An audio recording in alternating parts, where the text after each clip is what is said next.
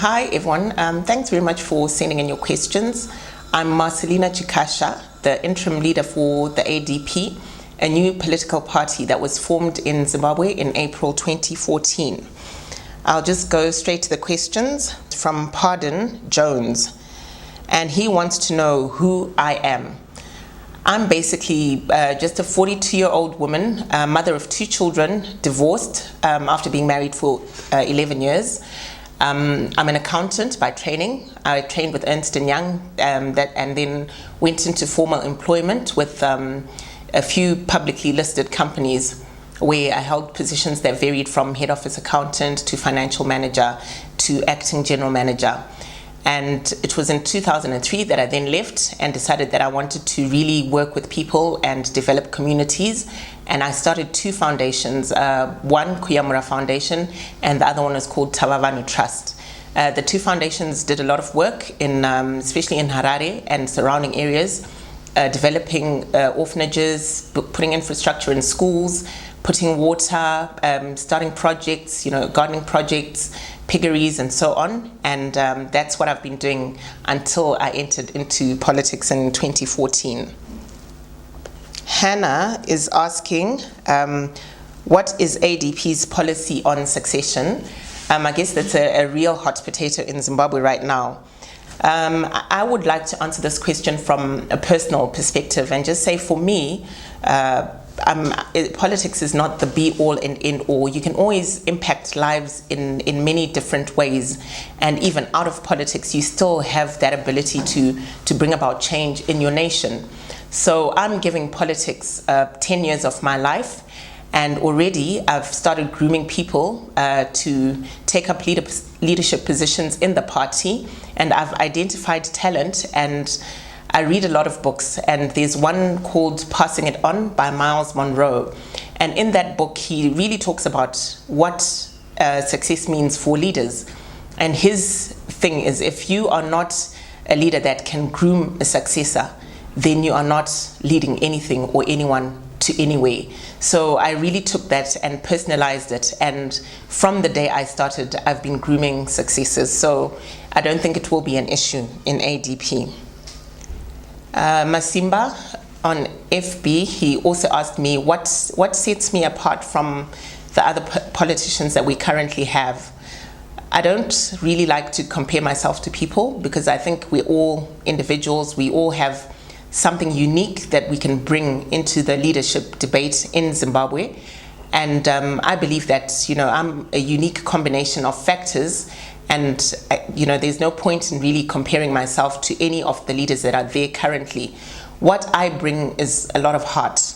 That is what I believe is my real strength. I really care about people suffering. I really care about that child who does not have school fees and he's been forced to stop school in grade 2 and maybe to even start working. I care about the 12-year-old girl who's an orphan and whose parents couldn't get treatment for HIV, and now she has to be somebody's wife. And these are the things that actually keep me up at night, to say, how can we find solutions to these things? I care about the fact that there are people who have to walk for miles to get water, about children who go to school without shoes, and I'm constantly playing solutions over in my head and thinking, why are we in this situation? I've traveled a lot. I've lived in various parts of the world, and I've seen that some people have it a whole lot better than we do, and I want us to get better, and that is what drives me, and I believe that is what also sets me apart. So thank you for that question, Masimba. What is my view on land reform? Now we're getting to the very interesting questions. I believe in land reform because I'm someone who really believes in equality and equal treatment of people. I don't believe that any other race should be subjected to just working for another race or anything like that. I believe that God created us equally, and that we as Africans also have to self-actualize and to benefit from the resources that God gave us. So I may disagree with the method in which the land reform was done, but in principle, I actually do really agree with it 101%. Indigenization. I think in Zimbabwe, our problem really is it centers around how we do things, not so much what we are doing. Because if I really analyze what we have done, in essence and in principle, it has always really been correct and been there to elevate and the pride of us as Africans, our pride as Zimbabweans. But then it's in the execution where I really have a problem, and then in the inequity and injustice that follows. For example, with land reform, it's a very noble idea, and it's got really good thought behind it, and it's justified. But who benefited? Those are the sort of critical questions that we need to ask ourselves. Is it really right for someone to own 10 farms? Is that what we were aiming for when we started talking about land reform? And it goes also to the question of indigenization. We want to own our own businesses. We want to be empowered in this nation. But who is being empowered, and how are we going about it? I've never come across anyone who objects to indigenization, whether they are Zimbabwean, whether they're Arab, whether they're from America. The principle is the same, and all it needs is to be embedded in the correct policies and to be executed in a very transparent manner and with integrity, and for the benefit to be seen going to the people for which it is intended.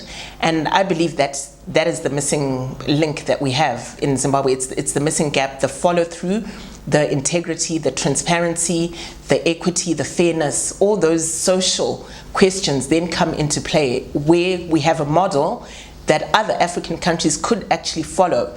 But have we executed it in a manner that will, for example, inspire South Africa to also redistribute land?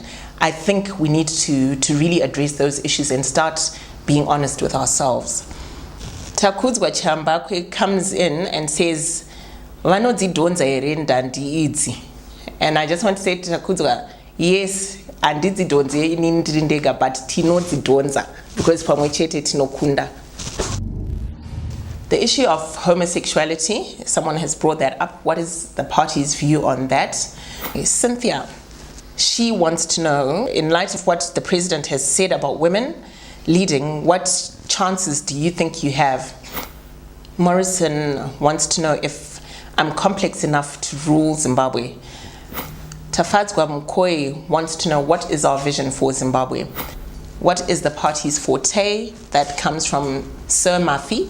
Victor Bookworm wants to know, what concepts will I use to turn upside down 70% of the nation living in poverty?